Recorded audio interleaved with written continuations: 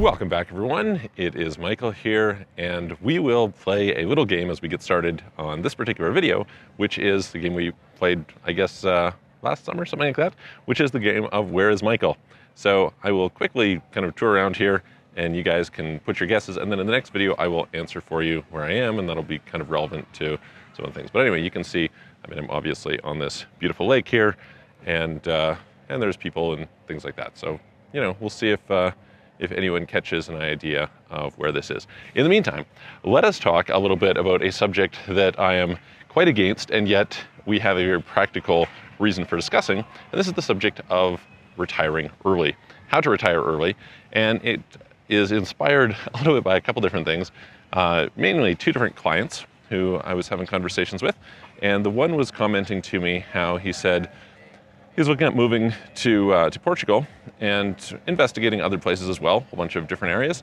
But as he was doing that, he was getting information about all different kinds of parts of the world, and some things to do with what it's like to live there, etc. And he said he realized that the tax portion of it was really important and was something that he was not really appreciating and not getting good information on. And so, of course, although I always tell people, where like the quality of life you have, the values that you enjoy in the places that you are, etc., matter a lot. Definitely there's far more to life than taxes and saving on taxes, etc. So let's not get overly concerned about that. In spite of that, taxes do really make a difference. And so we'll talk today a little bit about the subject of retirement and how to retire early. So before we do that, if you haven't already, please hit the subscribe button, hit the all notification bell. Thank you everyone for being here. Very nice to have you with us. If you are new to here, I am Michael. I and my team are some of the foremost international tax experts in the world, and we help people to relocate to other countries, to get residencies, to get citizenships, to get international banking, to optimize their global business, hire people in other countries, and so on and so forth. And so if you're interested in any of those things, please reach out to us. You can book a call with me, calendly.com/Michael-Rosmer, link in the description below, or send a message through offshorecitizen.net. Okay, so just quick little, super basic math, right? I was with a friend not too long ago who is from Canada. Now, I'm originally from Canada, of course, but left quite a few years ago and was spending quite a bit of time outside of Canada even before then. And he and I were talking about the advantage that I have just due to where I live. And it's that fundamentally, if he makes $1 million, he makes half of that. If I make $1 million, I make $1 million, more or less, right?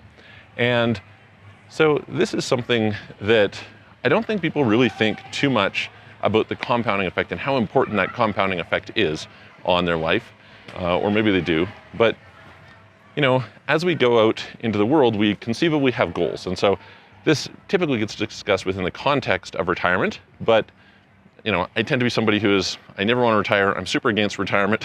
I think that for the most part, we should be endeavoring to have a reason to get up in the morning every day for the rest of our lives, and we should always have something that we're working on and something we're creating and being additive, etc. So for me, retirement is not really the whole point, but I do think getting to your goals, and one big goal for a lot of people could be retirement. Plus, the reality is you may not have a choice in retirement. Unfortunately, the sad part is that you could get injured, something could happen, God forbid, and you may be in a situation where you're very vulnerable and just not able, you lose your greatest asset, which is your ability to work.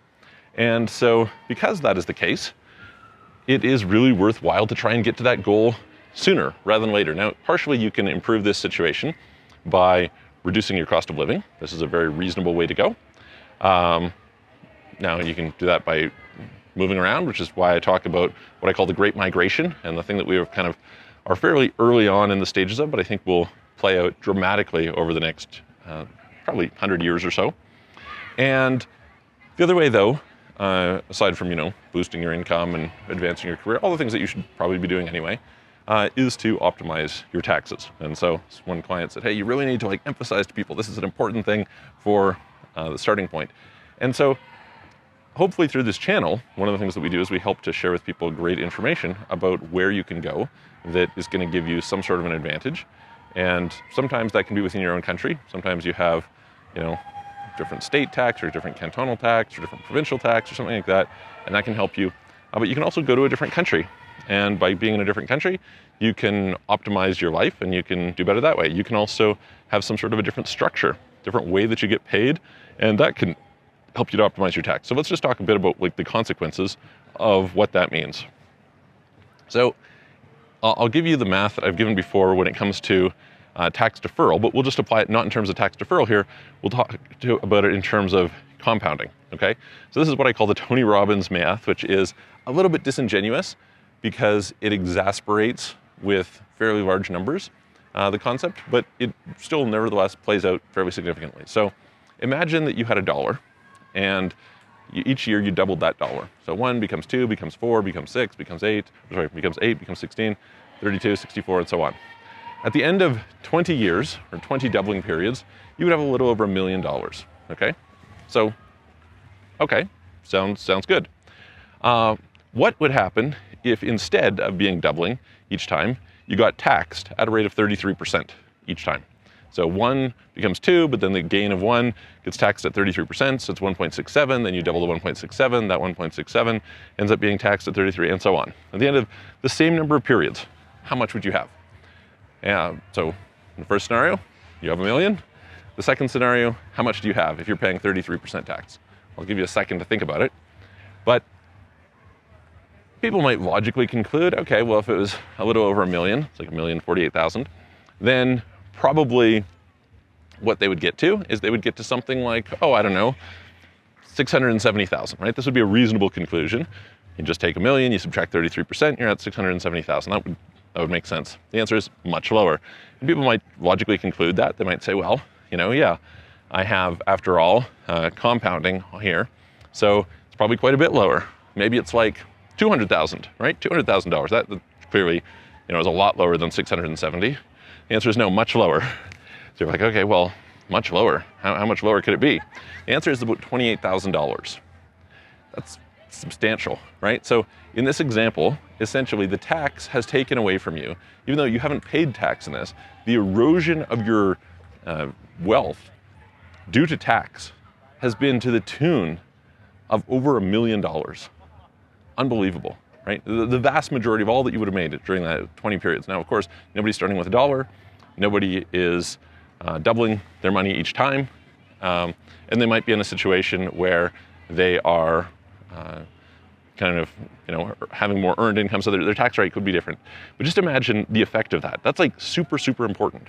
So your ability to get ahead is greatly undermined by having your compounding taken away from you. If you would have made $1 million and now you make $500,000, you've got only $500,000 to invest, which means if you double that over the next 10 years or something, which is a very reasonable number, you've got $1 million. But if you doubled the $1 million, you've got $2 million. And the difference in real world kind of living, especially long term, between $1 million and $2 million is pretty substantial. But it would be that every single year for 10 years, right? So as you compound that out, and by the way, then you probably would have had to pay tax on the gains you had, right? That doubling from $500,000 to $1 million would have been taxed. And each time you exited, it would get taxed again. So as much as the truth is, quality of life matters a lot. You know, I'm here in this beautiful different place right now.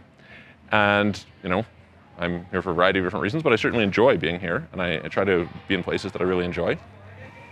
As much as that is important, you know, you can't enjoy a lot of these things if you're not in a situation where you have optimized your finance, your wealth, it gives you time, freedom, etc. And so it's probably worth thinking about, are there some ways that you, in your situation, can optimize? And the reality is that you can almost certainly do that by relocating. That's one. Maybe you don't want to relocate, that's fair. But there's also probably other ways that you can do it. And the more money you make, the more it pays to optimize. I sometimes tell people, you know, if you're paying, let's say, $720,000 a year in tax, $730,000 a year in tax, and you can reduce it by half, which is not a crazy thing to do for a lot of people. It's costing you $1,000 a day not to do it for every day that you don't do it. If you delay by 30 days, it costs you $30,000. So anyway, I hope that's insightful.